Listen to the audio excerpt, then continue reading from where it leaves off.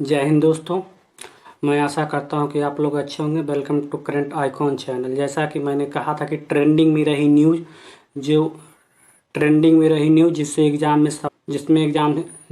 News से exam में सवाल बन सकते हैं या सवाल पूछे जाते हैं, उस न्यूज़ को हम लाकर यहाँ पूर्ण रूप से एनालिसिस करेंगे। तो आज का हमारा सवाल है, क्या है कंगना रनौत का विवाद।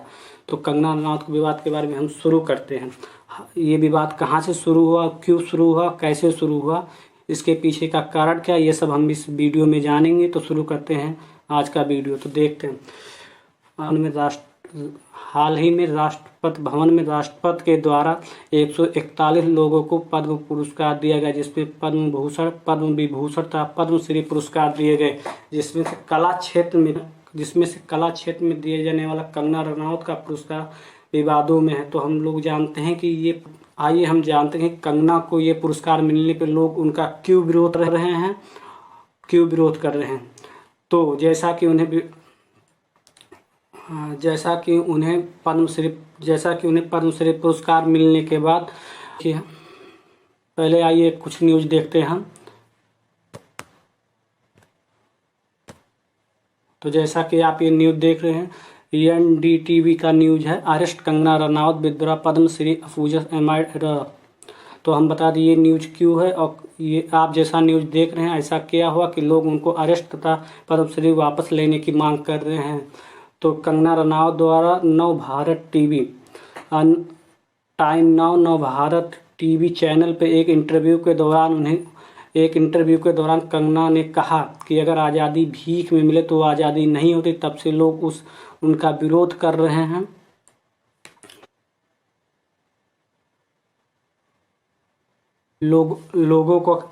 लोगों का कहना है कि कंगना ने आज़ादी के स्वतंत्रता सेनानियों का अपमान किया है। पंडित जवाहरलाल नेहरू, भगत सिंह, महात्मा गांधी, चंद्रशेखर आज़ाद, नेताजी सुभाष चंद्र बोस आदि स्वतंत्रता सेनानियों का उन्होंने अपमानित किया है। लोग इसीलिए उनको अरेस्ट करने तथा पद्मश्री वापस लेने की मांग कर रहे हैं। पद्मश्री वापस करने की मांग कर रहे हैं। तो कंगना रनौत के पास पद्मश्री पुरस्कार नहीं, दो नेशनल अवार्ड भी दिए गए। उनको मणिकर्णिका और पंगा फिल्म के लिए उन्हें 2 नेशनल अवार्ड भी दिए गए हैं। तो हम आपको बता दें। तो आइए, ये तो रहा राजनीतिक विवाद। अब आइए हम जानते हैं कि एग्जाम में कैसे और कैसे सवाल पूछे जाते हैं और कहाँ से सवाल पूछे जाते हैं। तो हमारे पास यहाँ से 2 सवाल आएंगे। पहला, क्या कंगना से पद्मश्री पुरस्कार वापस लिया जा सकता है, और रही दूसरा, क्या कंगना पे देशद्रोह का मुकदमा लग सकता है। तो तो आइए हम पहले सवाल का आंसर खोजते हैं। तो बता दें हम कि आज तक भारतीय इतिहास में किसी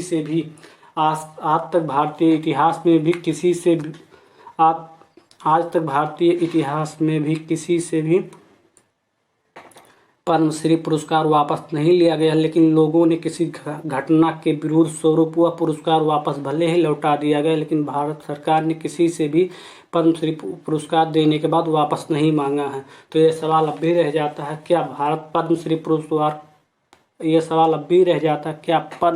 पुरस्कार को भारत सरकार वापस ले सकती है या नहीं। तो भारत सरकार पद्मश्री पुरस्कार को वापस ले सकती है अगर गृह मंत्रालय अगर राष्ट्रपति को सिफारिश कर दे तो पद्मश्री पुरस्कार वापस लिया जा सकता है। ये हमारा पहला सवाल का आंसर। अब देखते हैं दूसरा, क्या कंगना पर देशद्रोह का मुकदमा लग सकता है। तो जैसा कि हम बता दें कि कंगना के इस विवादित बयान ने हमारे संविधान में दिए गए फंडामेंटल ड्यूटी, जो हमारे अनुच्छेद 51 के अनुसार हमें दिए गए हैं, उसका उन्होंने पालना नहीं किया। जो कहते हैं राष्ट्रीय संविधान का, जिसमें लिखा गया है कि भारतीय संविधान राष्ट्रीय ध्वज और राष्ट्रीय गान का हम सम्मान करेंगे और आइडल ऑफ फ्रीडम स्ट्रगल यानी कि स्वतंत्रता सेनानियों से को प्रेरित करने वाले महापुरुषों का हम सम्मान करेंगे। तो जैसा कि आप देख रहे हैं कि कंगना के इस विवादित बयान ने फंडामेंटल ड्यूटी का नंबर 2 का उन्होंने उल्लंघन किया, अनुपालना नहीं किया है, इसीलिए उन्हें सजा दिया जा सकता है या उन पर देशद्रोह का मुकदमा लग सकता है। तो हम आइए जानते हैं कि ऐसी तो अब हम जानते हैं कि हमारे संविधान या आईपीसी में हमारे संविधान या आईपीसी में ऐसा क्या प्रावधान किया गया कि ऐसा विवादित बयान देने पर लोगों को सजा हो सकती है या नहीं हो सकती। तो आइए देखते हैं भारतीय आईपीसी इंडियन पेनल कोड में ऐसे दो सेक्शन दिए गए हैं जिससे ऐसे विवादित बयान देने पर उन्हें सजा दिया जा सकता है। नंबर 1 है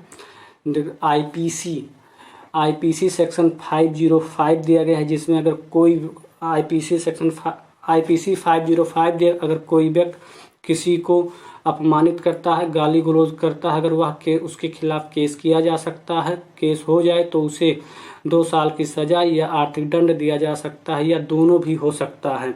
और फिर हमारे पास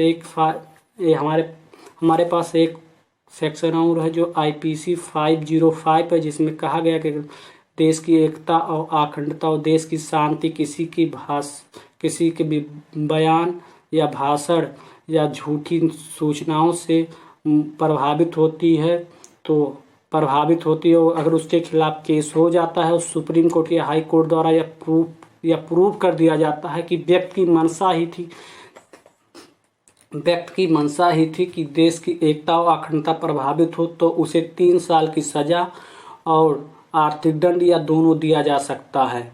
ये रहे हमारे दोनों सवालों का आंसर। पहला, कंगना रनावत से पुरस्कार वापस लिया जा सकता है। दूसरा, हमारे आईपीसी में 2 सेक्शन दिए गए हैं, एक सेक्शन आईपीसी की धारा 505 है और एक सेक्शन 50 और एक सेक्शन दिया जाए।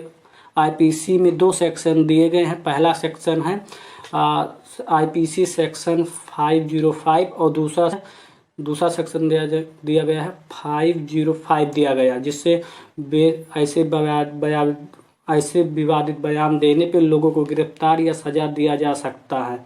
मैं आशा करता हूँ आपको दोनों सवालों का आंसर मिल गया। अब हम बात करते हैं कि कंगना रनावत का ये विवाद देना देश को किस तरफ ले जाए। ऐसे किसी पद्मश्री पुरस्कार प्राप्त महिला को ऐसा विवादित बयान नहीं देना चाहिए जिसपे देश की अखंडता, देश की शांति अगर भंग होती है, देश की अखंडता और शांति प्रभावित होती है। कंगना रनावत का यह विवाद इस समय ट्रेंडिंग कर रहा है। तो देखते हैं न्यूज है कि अभी तक लेटेस्ट अपडेट है कि कंगना रनावत ने कहा कि अगर कोई प्रूव कर दे कि कोई ये प्रूव कर दे कि मैंने स्वतंत्रता सेनानियों का विरोध किया तो मैं पद्मश्री पुरस्कार वापस ले सकता। अब तो यहाँ राजनीतिक गलियारों में ये चर्चे का मुद्दा बन चुका है, पर हमें इससे अपने सवालों से मतलब जो हमारे सवालों का आंसर मिल गए। तो आशा करता हूँ कि आप लोगों को वीडियो पसंद आया होगा। तो अगर वीडियो पसंद आया है तो चैनल को लाइक सब्सक्राइब और शेयर करें। तो मिलते हैं फिर कोई नई वीडियो मिलते हैं फिर कल नई कोई टॉपिक या वीडियो के साथ। तब तक अपना ख्याल रखिए। Take care, bye bye.